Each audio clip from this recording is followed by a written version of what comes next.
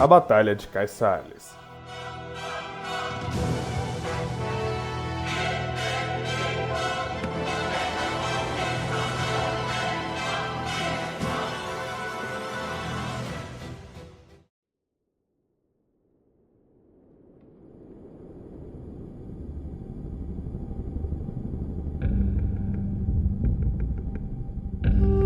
Cidade de Avares, 1420 antes do silêncio. No oeste de Magnória, existiam vários reinos e principados que viviam sob o calor intenso da região. E aqui, no meio do deserto, duas nações lutavam para prosperar sobre o deserto. Ao sul, Siena, e ao norte, Akane. Ambos os povos são separados por uma fronteira extremamente remota que os impede de entrar em combates ao chão, porque bem aqui possui um grande mar de areia macia capaz de afundar homens inteiros e tombar cavalarias.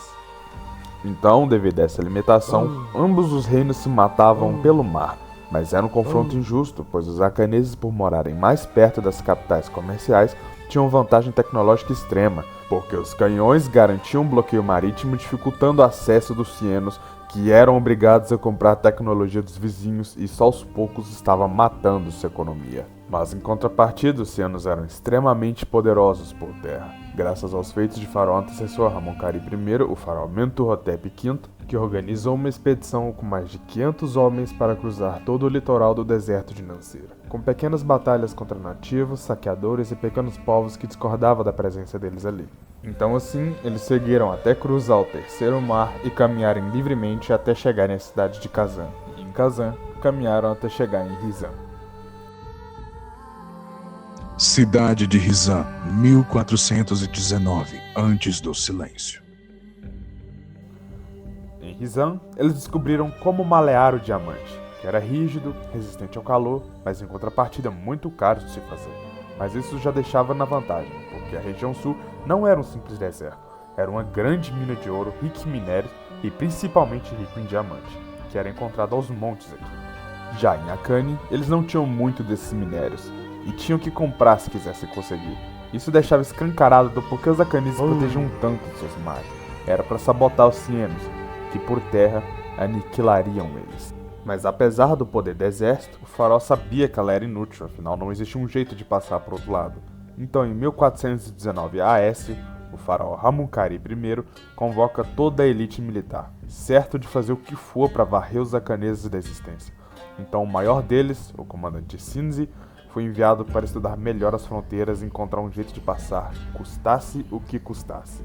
Então, durante 6 meses, Sinzi faria o plano mais ousado dentro de 400 anos de história. Ele convocaria 4 informantes, não poderiam ser muitos pois seriam descobertos facilmente, e traçou o seguinte objetivo: atravessar o segundo mar, caminhar até Alain, comprar um barco, navegar até Rizan, se dividir em duplas com 2 homens indo até Akane e 2 homens ficando em Rizan. Então assim foi feito, uma canoa foi preparada estrategicamente para que se pareça muito com uma árvore caída e podre, para que os akaneses pensem que é só mais uma árvore que caiu no mar e assim não abrir fogo contra os sienos. Nossa, trincou tudo! Bom, o plano funcionou e logo os 4 homens estavam do outro lado do mar prontos para fazer toda essa caminhada rumo à cidade portuária de Alain. A travessia foi dura e no meio do caminho, bem aqui em Aihai, um dos homens foram mortos pelos nativos da região que desde 20 anos de existência carrega a repulsa dos Sienos na primeira batalha de Aihai, travada entre Sienos e Aianos naquela operação montada por Mentuhotep V. E mesmo com um homem a menos, o plano seria continuado, e chegando na cidade de Alain, os Sienos compraram um barco e foram rumo a Rizan.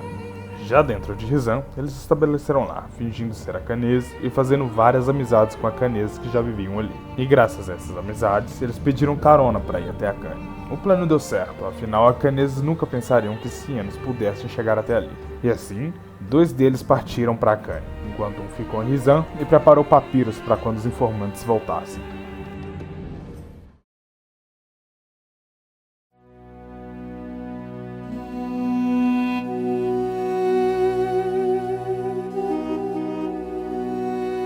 Cidade de Caissales, capital de Akane, 1419 antes do silêncio.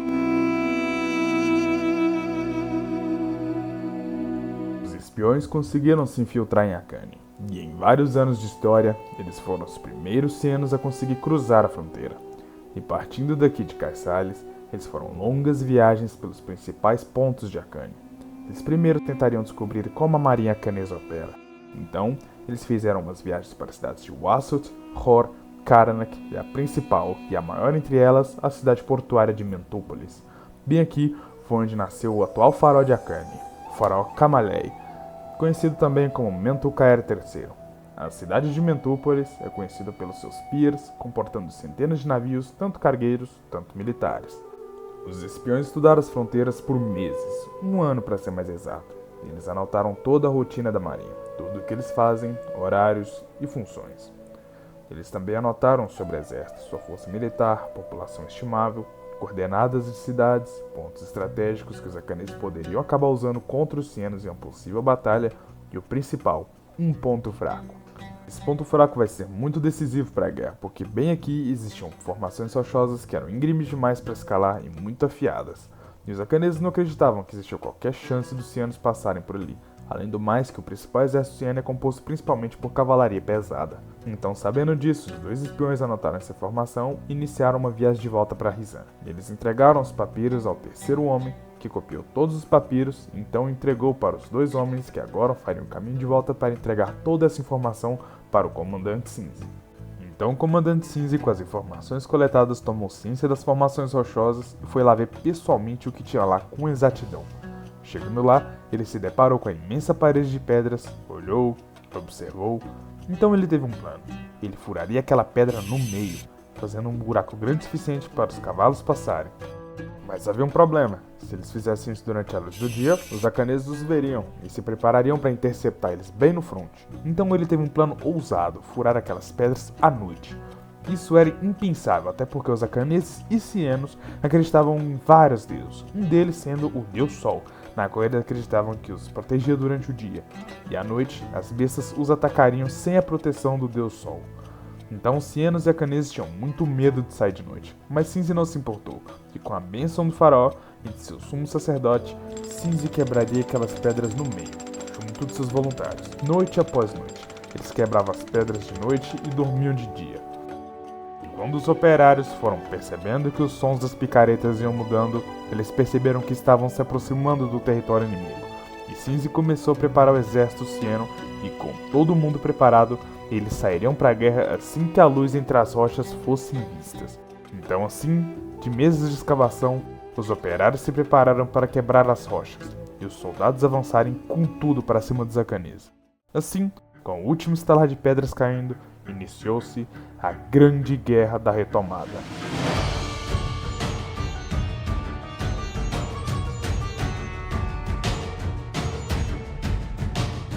Logo após os cianos invadirem Akane, eles ocuparam a cidade de Karnak e já dividiram as tropas para atacar para o oeste, indo rumo à cidade de Magna, e atacar também para o norte, rumo às cidades de Hor e Wasut. No norte, os cianos conseguiram chegar até Hor, e como eles foram pegos de surpresa, não houve nenhuma reação por parte dos akaneses.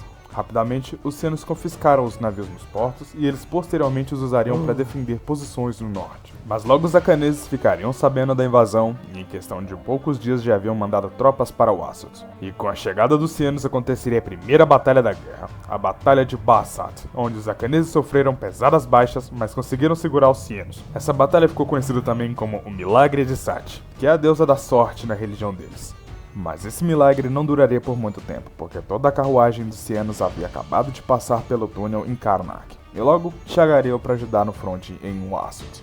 Mas enquanto a cavalaria não chegava no norte, aqui no oeste os cianos conseguiram conquistar Magna na Batalha de Assa e marchavam rumo à cidade de Tanis, que também caiu depois de alguns dias. A perda de Tanis foi a gota d'água para os akaneses, pois o cerco de Tanis resultou na perda de boa parte do exército de Mentucaer, que entraria totalmente na defensiva e não sairia mais. Com uma superioridade numérica esmagadora, os cianos avançaram rumo a Gizeh, mas foram derrotados nas batalhas de Hanut e Nef, o que fez eles recuarem alguns quilômetros de volta para Tanis. Com a chegada das carruagens em Wasut, a cidade finalmente cairia, e os akaneses perderiam vários quilômetros de terra recuando para a cidade de Mentúpolis. A derrota em Wasut fez a cidade de Caéropolis ficar totalmente livre para os cianos, que rapidamente ocuparam a cidade, fazendo os cianos ficarem livres do bloqueio marítimo do Segundo Mar. Perder a cidade de Caerpolis foi uma estratégia do faraó Mentucaer para focar todas suas defesas em Mentúpolis e em Caiçales. Mentucaer sabia que a guerra já estava perdida, mas ele não se entregaria. Sua honra ainda ficaria de pé, mesmo que Akane caísse. Então, quando os cianos se moveram para Mentúpolis, a cidade foi defendida ferozmente, inclusive tendo civis no meio da batalha, que eram obrigados a lutar, caso contrário seriam mortos por traição. Em Caiçales, as coisas foram um pouco diferentes. A cidade foi invadida pela manhã e já haviam vários soldados e civis protegendo o Palace Hell. Foi a batalha mais sangrenta da guerra e com muitas baixas dos dois lados. Foi uma batalha tão grande que o cheiro do sangue era sentido até nas cidades vizinhas, com relatores dizendo que, entre aspas, Caiçales é a própria morte. Não à toa, a guerra acabou ali, com o faraó Mentucaer III tendo sua vida tirada após 15 anos de governo. Ele morreu jovem, mas foi enterrado em Avares no Vale dos Reis em Siena, com honra máxima. Afinal, ele era um faraó, como todos os outros faraós que eram considerados deuses na terra.